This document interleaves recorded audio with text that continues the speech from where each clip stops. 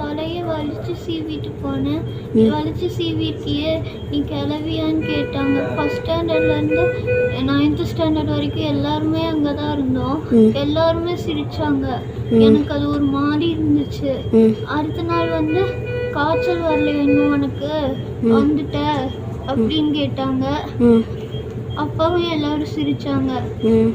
அந்த அந்த வாரமே வந்து பேசிக் தான் சொல்லி கொடுத்தாங்க. அந்த மிஸ் வந்து என்னை ஒரு மாதிரியே ட்ரீட் பண்ணாங்க. அதுக்கப்புறம் ஒரு தடவை கிளாஸில் வச்சு என்னை வந்து இந்த இது இருக்குல்ல ஸ்லோ லேர்னர்ஸ் அவங்க கூட உட்கார வச்சு எழுத வச்சாங்க. ஆனால் நான் ஸ்லோ லேர்னர்ஸ் இல்லை, நான் நல்லா படிக்கிற பொண்ணு. மேக்ஸ் சாரே சொன்னார் நான் அப்படி இல்லை அப்படின்னு. ஆனால் அப்படித்தான் அப்படின்னு சொன்னாங்க. அது என் லிஸ்ட்டில் இருக்கு இந்த பொண்ணு அப்படின்னு சொன்னாங்க. அதுக்கப்புறம் தமிழ் மிஸ் நான் 2 days லீவ் போட்டேன். 2 days லீவ் போட்ட உடனே செகண்ட் டே போனேன். அப்போ வந்து எல்லோரும் ஹோம்ஒர்க் எழுதிட்டீங்களான்னு கேட்டதுக்கு நான் எழுதலைன்னு சொன்னேன். அதுக்கு வந்து என்ன முட்டி போட சொல்லி நீயே உன்னை ஏமாத்திக்கிறேன்னு சொல்லி எனக்கு கோவம் வருதுன்னு சொல்லி எக்ஸாம் பேடெல்லாம் தூக்கி வீசி என் கண்ணத்துலேயே அரைஞ்சாங்க.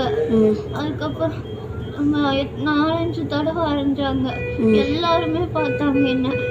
அதுக்கப்புறம் சயின்ஸ் மிஸ் கொஞ்ச நாளுக்கு முன்னாடி நீ நல்லாவே படிக்கலை, போன தடவையை விட இந்த தடவை மார்க் கம்மி, உங்கள் அம்மாட்ட சொல்லி வைக்கிறேன்னு சொன்னாங்க. எனக்கு பேரண்ட்ஸ் மீட்டிங் அப்போ.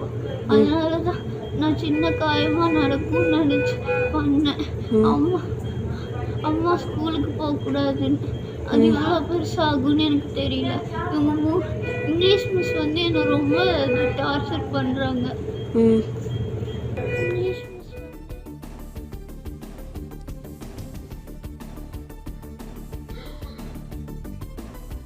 அண்மை செய்தியை பார்த்து வருகிறோம். கோவை வால்பாறை அருகே பள்ளியில் ஆசிரியர்கள் தன்னை கொடுமைப்படுத்துவதாக கூறி 9ஆம் வகுப்பு மாணவி தீக்குளித்து தற்கொலை செய்து கொண்டார்.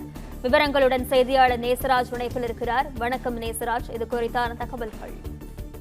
வணக்கம்.